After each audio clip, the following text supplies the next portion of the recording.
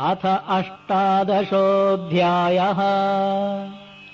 अर्जुन उवाच सन्न्यासस्य महाबाहो तत्त्वमिच्छामि वेदितुम् त्यागस्य च हृषीकेश पृथक् केशिनिषूदन।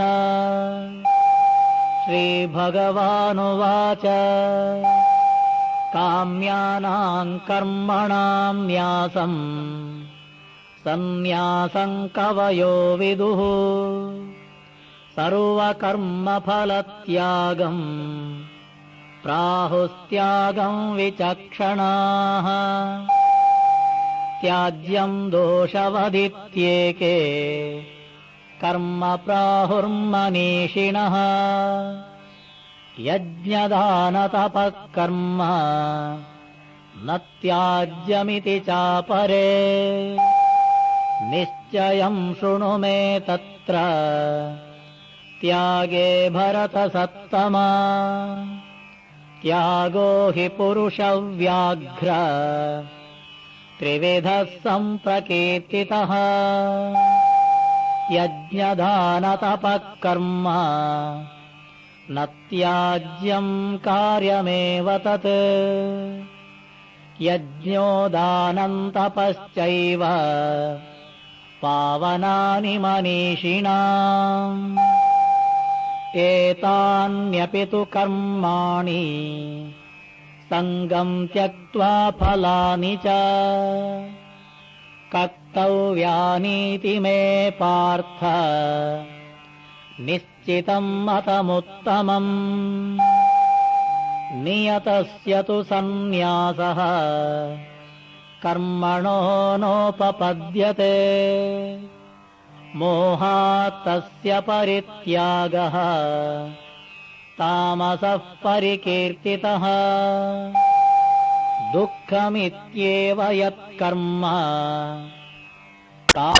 क्लेशभयात् त्यजेत् स कृत्वा त्यागम् नैव त्यागफलं लभेत्।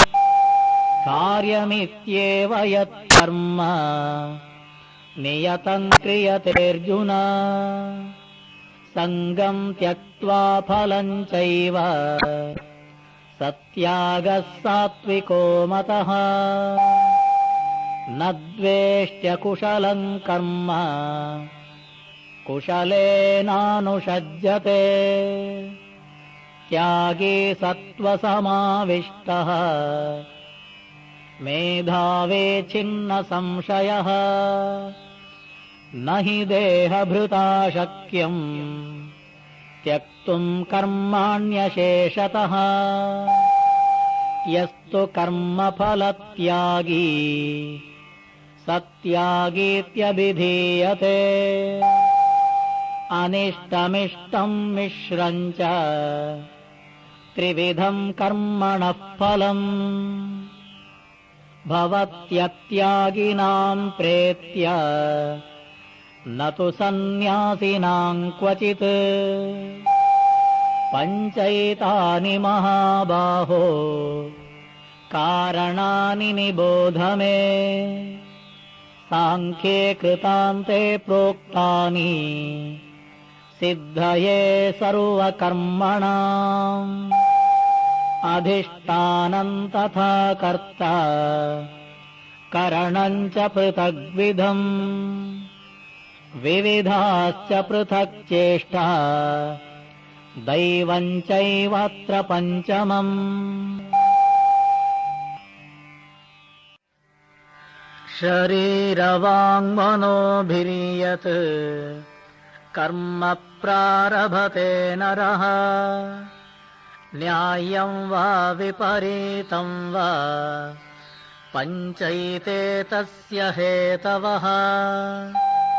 तत्रैवं सति कर्तारम् आत्मानं केवलं तु यः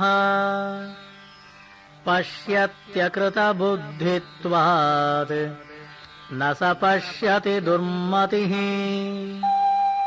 यस्य नाहङ्कृतो भावः बुद्धिर्यस्य न लिप्यते हत्वापि स इमान् लोकान् न हन्ति न निबध्यते ज्ञानं ज्ञेयं परिज्ञाता त्रिविधा कर्म चोदना करणं कर्म कर्तेति त्रिविधः कर्म संग्रहः ज्ञानं कर्म च कर्ता च त्रिधैव गुणभेदतः प्रोच्यते गुणसंख्याने यथावच्छृणुतान्यपि सर्वभूतेषु येनैकम् भावमव्ययमीक्षते अविभक्तं विभक्तेषु तज्ज्ञानं विद्धि सात्विकम् पृथक्त्वेन तु यज्ञानम् नानाभावान् पृथग्विधान् वेत्ति सर्वेषु भूतेषु तज्ज्ञानं विद्धि राजसम् यत्तु कृत्स्नवदेकस्मिन् कार्ये सक्तमहैतुकम् अतत्त्वार्थवदल्पञ्च तत्तामसमुदाहृतम् नियतं सङ्गरहितम् अरागद्वेषतकृतम् अफलप्रेप्सुना कर्म यत्तत्सात्विकमुच्यते यत्तु कामेप्सुना कर्म साहङ्कारेण वा पुनः क्रियते बहुलायासम् तद्राजसमुदाहृतम्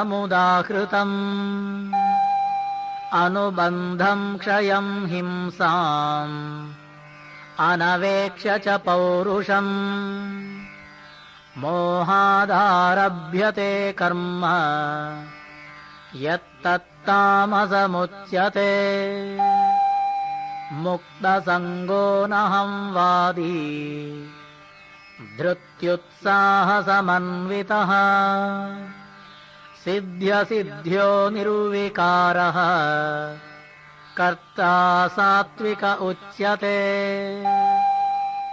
रागे कर्मफलप्रेप्सुः लुब्धो हिंसात्मको शुचिः हर्षशोकान्वितः कर्ता राजसः परिकीर्तितः अयुक्तः प्राकृतस्तब्धः शठो नैष्कृतिकोलसः विषादी दीर्घसूत्री च कर्ता तामस उच्यते बुद्धेर्भेदं धृतेश्चैव गुणतस्त्रिविधं शृणु प्रोच्यमानाम् अशेषेण पृथक्त्वेन धनञ्जय प्रवृत्तिं च निवृत्तिं च कार्याकार्ये भयाभये बन्धं मोक्षं च या वेत्ति बुद्धिः सा पार्थसात्विकी यया धर्ममधर्मं च कार्यं च कार्यमेव च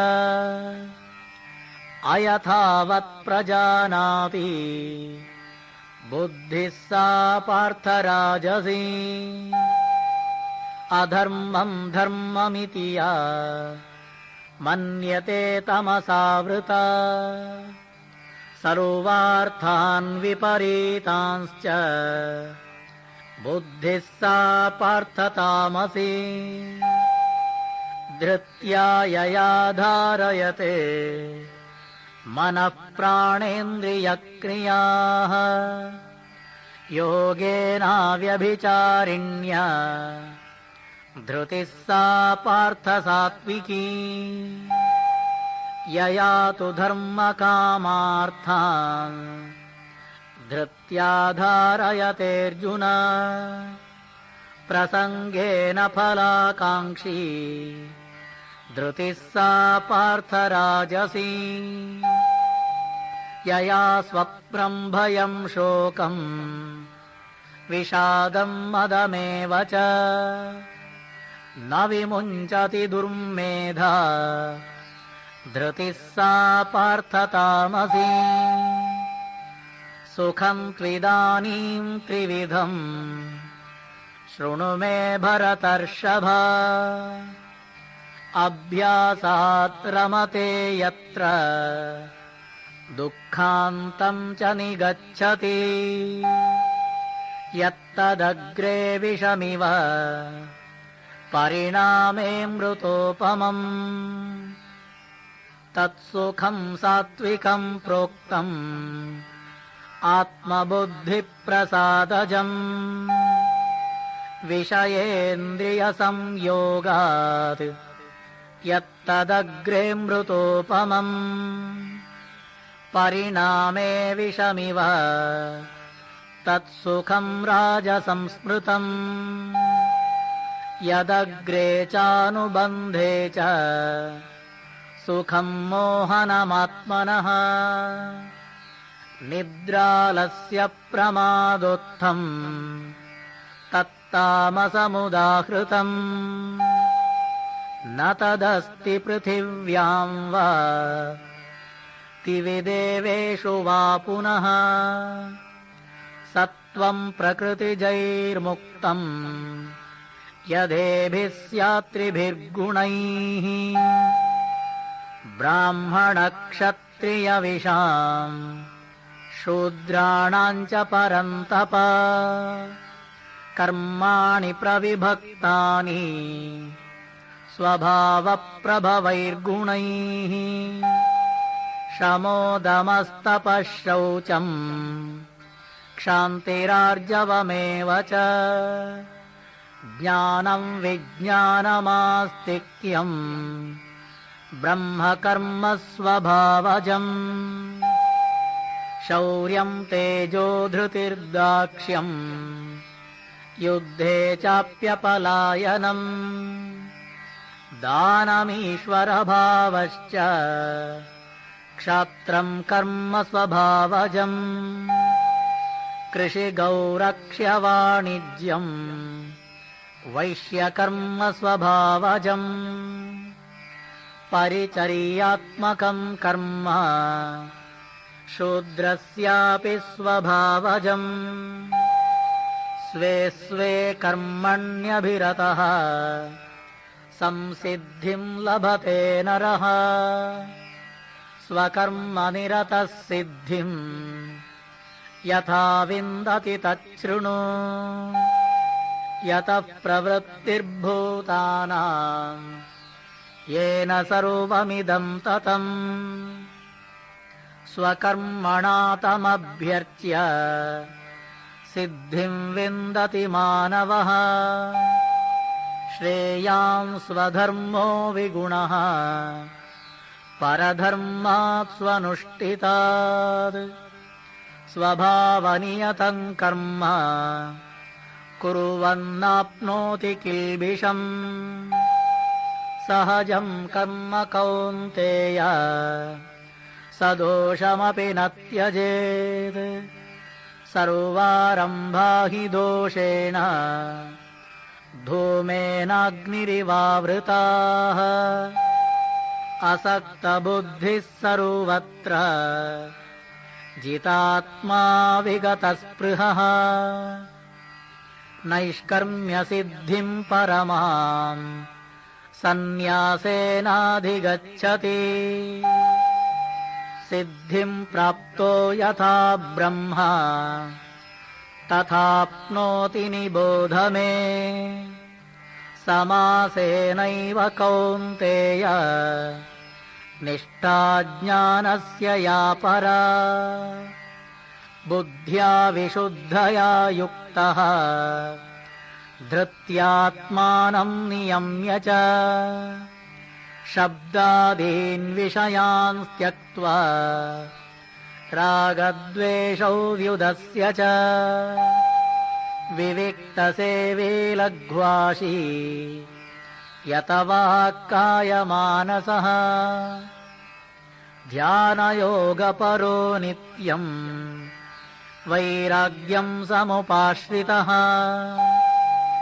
अहङ्कारं बलं दर्पं कामं क्रोधं परिग्रहम् विमुच्य निर्ममः शान्तः ब्रह्मभूयाय कल्पते ब्रह्मभूतप्रसन्नात्मा न शोचति न काङ्क्षति समः सर्वेषु भूतेषु मद्भक्तिं लभते पराम् भक्त्या मामभिजानाति यावान् यश्चास्मि तत्त्वतः ततो मां तत्त्वतो ज्ञात्वा विशते तदनन्तरम् सर्वकर्माण्यपि सदा कुर्वाणो मद्व्यपाश्रयः मत्प्रसादादवाप्नोति शाश्वतं पदमव्ययम् चेतसा सर्वकर्माणि मयि सन्न्यस्य मत्परः बुद्धियोगमुपाश्रित्य मच्चित्तः सततं भव मच्चित्तः सर्वदुर्गाणि मत्प्रसादात् तरिष्यसि अत चेत्त्वमहङ्कारात् न श्रोष्यसि विनङ्क्ष्यसि यदहङ्कारमाश्रित्य न योत्स्य इति मन्यसे मिथ्यैष व्यवसायस्ते प्रकृतिस्त्वां नियोक्ष्यति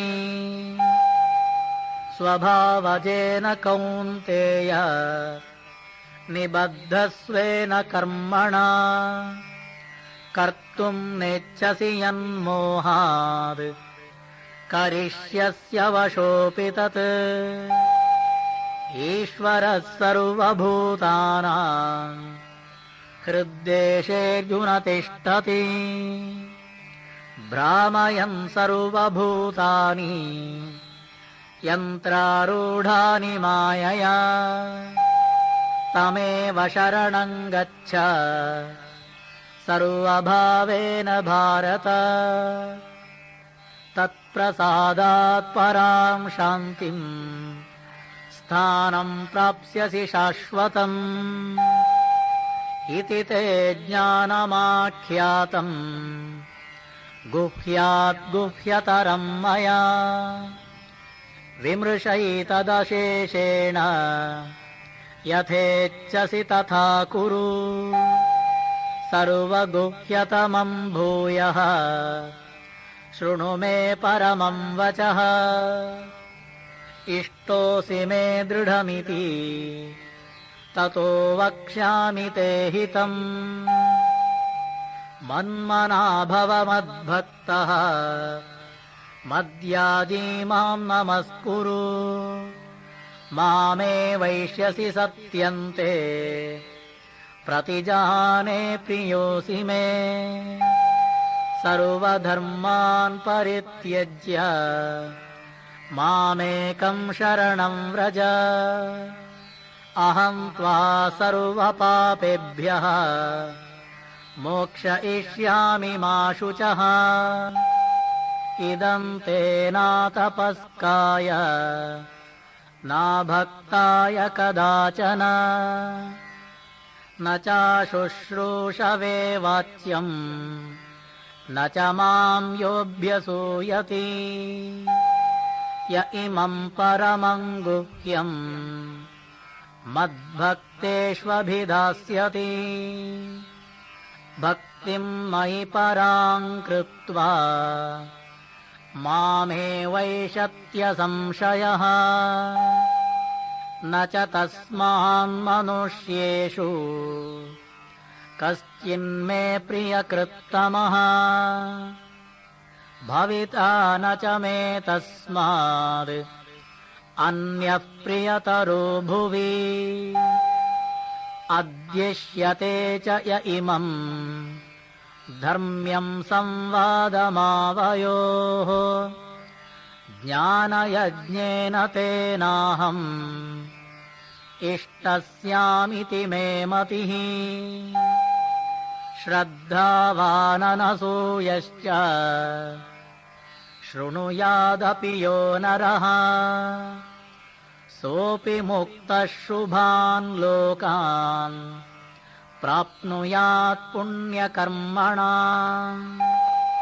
कच्चिदेदच्छ्रुतम् पार्थ त्वयैकाग्रेण चेतसा कच्चिदज्ञानसम्मोहः प्रनष्टस्त्रिधनञ्जय अर्जुन उवाच नष्टो मोहस्मृतिर्लब्धा त्वत्प्रसादान्मयाच्युत स्थितोऽस्मि गतसन्देहः करिष्ये वचनं तव सञ्जय उवाच इत्यहं वासुदेवस्य पार्थस्य च महात्मनः संवादमिममश्रौषम् अद्भुतं रोमहर्षणम् व्यासप्रसादात् श्रुतवान् एतद्गुह्यतमं परम् योगं योगेश्वरात् कृष्णात् साक्षात् कथयतः स्वयम् राजन् संस्मृत्य संस्मृत्य संवादमिममद्भुतम् केशवार्जुनयोः पुण्यम् हृष्यामि च मुहुर्मुहुः तच्च संस्मृत्य संस्मृत्य रूपमत्यद्भुतम् हरेः विस्मयो मे महान् राजन् हृष्यामि च पुनः पुनः यत्र योगेश्वरः कृष्णः यत्र पार्थो धनुर्धरः तत्र श्रीर्विजयो भूतिः ध्रुवानीतिर्मतिर्मम ॐ तत्सदिति श्रीमद्भगवद्गीतासु उपनिषत्सु ब्रह्मविद्यायाम् योगशास्त्रे श्रीकृष्णार्जुनसंवादे मोक्षसन्न्यासयोगो नाम 18 अध्यायः।